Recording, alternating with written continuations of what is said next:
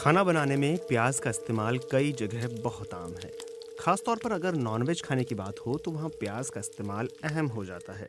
लेकिन अगर हम कहें कि एक ऐसा देश है जहाँ प्याज की कीमतें मीट से ज़्यादा महंगी हो गई हैं और वह भी 3 गुना महंगा, तो शायद आप भी हैरान हो जाएंगे। ये देश है फिलीपींस, जहाँ प्याज की कीमतों ने चिकन और बीफ के दामों को काफ़ी पीछे छोड़ दिया है।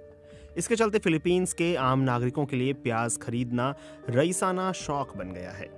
फिलीपींस में 1 किलो प्याज की कीमत $11 यानी करीब 900 रुपए पहुंच गई है, जबकि 1 किलो चिकन की कीमत $4 यानी लगभग 300 रुपए है। प्याज की कीमतों में उछाल के बाद फिलीपींस के अधिकारियों ने अवैध रूप से लाई जा रही प्याज की कई खेपें जब्त की हैं।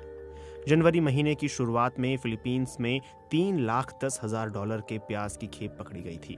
ये प्याज कपड़ों के नाम पर चीन से तस्करी करके लाई जा रही थी।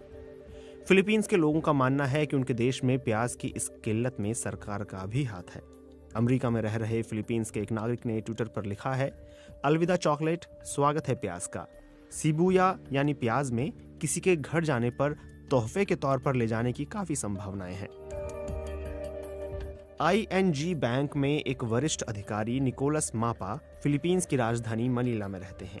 निकोलस ने बताया कि कई रेस्टोरेंट में तो ऐसे पकवान बेचने ही बंद कर दिए गए हैं जो प्याज से बनते हैं। निकोलस मापा कहते हैं कि प्याज के दाम में आग लगने की 2 बड़ी वजहें हैं। अगस्त महीने में कृषि विभाग ने प्याज के उत्पादन के जो पूर्वानुमान जारी किए थे, उसमें इशारा किया गया था कि इस साल प्याज की पैदावार देश की जरूरत से कम होगी।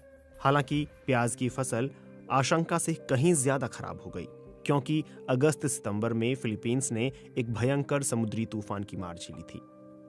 उन्होंने कहा कि बदकिस्मती से दूसरे देशों से प्याज मंगाने का काम देर से शुरू हुआ। प्याज का आयात तब शुरू किया गया जब देश में हाहाकार मच गया। विशेषज्ञ मानते हैं कि सरकार की इसी देरी के चलते फिलीपींस में प्याज की कीमतें आसमान छू रही हैं।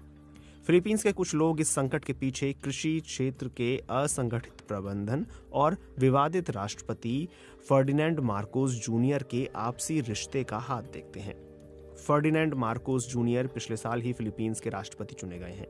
जनता उन्हें बोंग बोंग कहकर बुलाती है। राष्ट्रपति बनने के बाद मार्कोस जूनियर ने खुद को कृषि मंत्री भी नियुक्त कर लिया था, जबकि उन्हें इसका कोई तजुर्बा ही नहीं है। अपनी ज़रूरत के प्याज के लिए फिलीपींस दूसरे देशों पर इसलिए भी निर्भर है क्योंकि वहाँ का मौसम ही ऐसा है। फिलीपींस में जो प्याज होता है वो ज़्यादा दिन टिकता नहीं है।